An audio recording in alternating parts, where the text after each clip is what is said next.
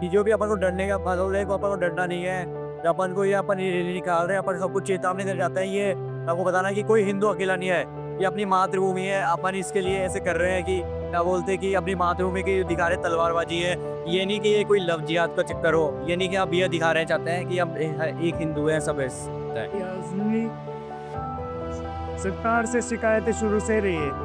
हर सरकार नहीं आती है कि हम ये कर देंगे या वो कर देंगे, लेकिन करती कुछ भी नहीं है। चुनाव के बाद हमेशा इनको जनता को भूलना ही भूल रहा है। जैसे चुनाव नजदीक कसे और वापस जनता के पास बस समीप होके खड़े हो जाते हैं, तो ये हमेशा परेशान करने का मुद्दा रहा है सरकार का। तो शिकायतें तो बहुत सारी है, शिकायतें तो बेसिक कुछ सुविधाओं की भी बाकी है। एमएलओ के लिए तो बन गए बढ़िया क्वार्टर, ये बस बन गई, लेकिन जनता को ये हमेशा भूलते ही है। वादे तो होती है लेकिन निभाती एक भी नहीं है। फिलहाल रामलीला मैदान के हो और ये अल्बर्ट हॉल के ठीक सामने मौजूद है। मेरा पीछे आप बहुत बड़ी संख्या के अंदर ये लोग देख सकते हैं। युवा शक्ति मंच की ओर से आज युवा शक्ति मंच की ओर से पूरे जयपुर जिले के राजपूत समाज के, सवर्ण समाज के जो लोग हैं वो यहाँ पर इकट्ठा हुए हैं और युवा शक्ति मंच की ओर से ये आयोजन जयपुर की सांस्कृतिक विरासत को बचाने और परकोटे के भीतर से पलायन को रोकने के लिए बहुत बड़ी संख्या के अंदर हनुमान जी जो खोले का मंदिर है, खोले के हनुमान जी, वहाँ से लेकर के वाहन रैली जो है यहाँ पहुँची है और आप देख सकते हैं बहुत बड़ी संख्या में लोग यहाँ पर मौजूद हैं। मैं बात करूँगा एक बार, क्या नाम है? मेरा नाम दिनेश है भाई साहब। कहाँ से? मैं आमेर से, हाँ आमेर जयपुर से।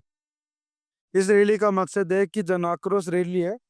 इस रैली का उद्देश्य है कि जो हमारे जयपुर जगह पर वे जो लोग असामाजिक तत्व अपना जाल बिछा रहे हैं और विरासत को असामाजिक तत्वों द्वारा खरीदा जा रहा है, तो उस हिंदू पलायन को रोकने के लिए जन आक्रोश रैली निकाली जा रही है। ये कहाँ से आई है ये?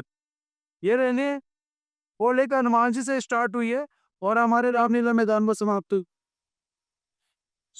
खोटे के कौन से हिंदुओं का पलायन हो रहा है?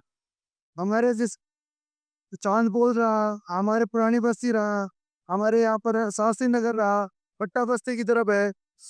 यहाँ के सबसे बड़ी जगह है रामगंज, यहाँ राम का गंज है। उस जगह राम का स्थान है, उस जगह से हिंदू पलाए हुए हैं। उसका वजह ये है, लोगों में डर का माहौल है। डर का माहौल ऐसे है कि लोग ये सोच रहे हैं कि कोई हमें मार देगा। ऐसा समझ तक तू हम आके मार पीट करते हैं।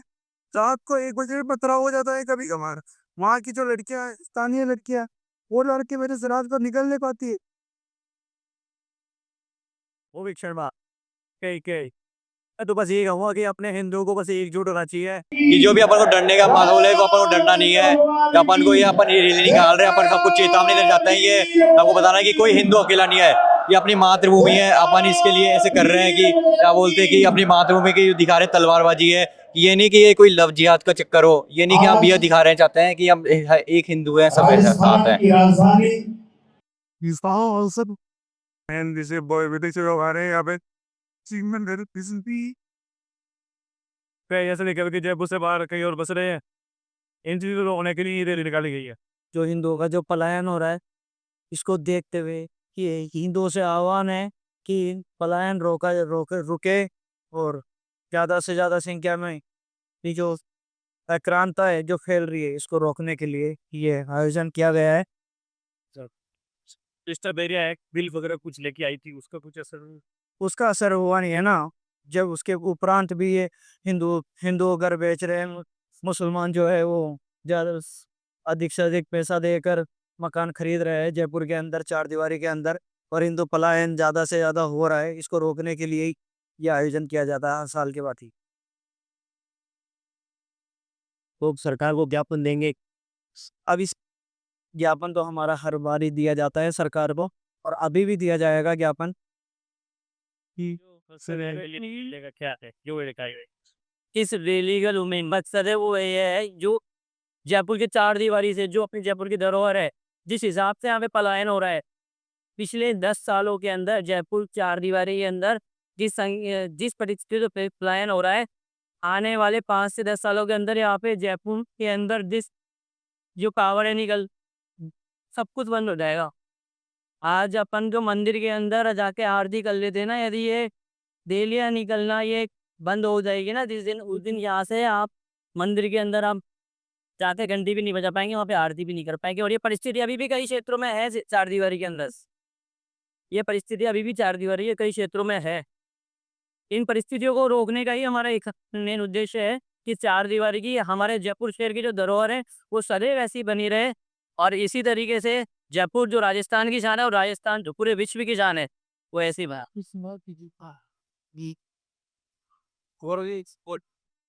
इस पे एक ही बात अगर सभी कहें तो दोहराए तो वही बात रहेगी। एक सवाल और है, ये सरकार डिस्टर्ब एरिया बिल लेकर के आई थी, इसका क्या हो? सरकार के लिए अभी कुछ नहीं बोलना, चुनाव नजदीक है। अच्छा, चुनाव में क्या हो जाएगा? सर नुकसान क्यों होगा? हमारा नुकसान कौन कर सकता है? सर कौन कर सकता है? वही बोलना ही नहीं है। एक ही बात उन्होंने बोल दी ना, वही बात है। अभी तक नुकसान तो हिंदुओं का होता है। अभी पिछली बार कांग्रेस सरकार थी, रामगंज में विवाद हुआ, एक परिवार को 50 लाख दिया गया।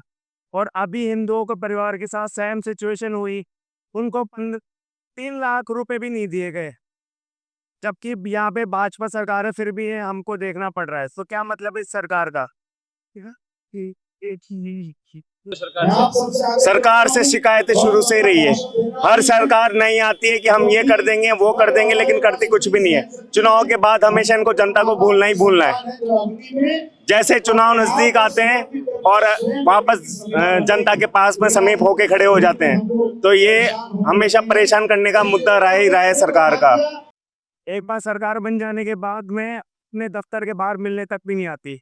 तो शिकायतें तो बहुत सारी है, शिकायतें तो बेसिक मौलिक सुविधाओं की भी बाकी है। आज आप नीचे आप गड़गड़ ऐसी जाइए, कर ही नहीं सकते। काफी सरकार नदारद हो चुकी है, हमें भूल चुकी। काफी एक बहुत ही गंभीर विषय है। सरकार की तो बात ना ही लाए तो बेहतर है। इससे अच्छा है कि हिंदुओं को एक साथ खड़ा कर लिया जाए। इससे रोकना के लिए तो डिस्टर्ब एरिया बिल लेके आई थी सरकार। डिस्ट्रीब्यूट बिल, इस बिल के बारे में तो मैं ज़्यादा नहीं कहूँगा क्योंकि काफ़ी विवाद खड़े हो सकते हैं, लेकिन अभी ये कहेंगे कि अभी हिंदू क्या विधायकों के बिना कोई काम होता ही नहीं है। पहाड़ों के ऊपर होटलें बन जाती है, बिना विधायक के सपोर्ट कैसे बन सकती है बताइए? नालों के ऊपर, और वो बाद में सिचुएशन देखने पड़ती है बरसात के समय में, जब वो गंदगी बाहर सड़कों पे आती है। तो ये तो प्रशासन की ही कमी है, प्रशासन के ऊपर राजनीतिक दलों का दबाव है। तो ये तो हमेशा जनता को ही भुगतना है। ये तो एमएलओ के लिए तो बन गए बढ़िया क्वार्टर, बढ़िया फैसिलिटीज बन गई, लेकिन जनता को ये हमेशा भूलते ही है। वादे तो करती है लेकिन निभाती एक भी नहीं है। इसीलिए नहीं बॉस सर इसके ये राज ही नहीं आती समाज आज हमारी बहनें तलवार में प्रदर्शित कर रही थी और उसमें ये बात परिवार का कही कि अलीवदा को छोड़ो, नपुंसकता को छोड़ो,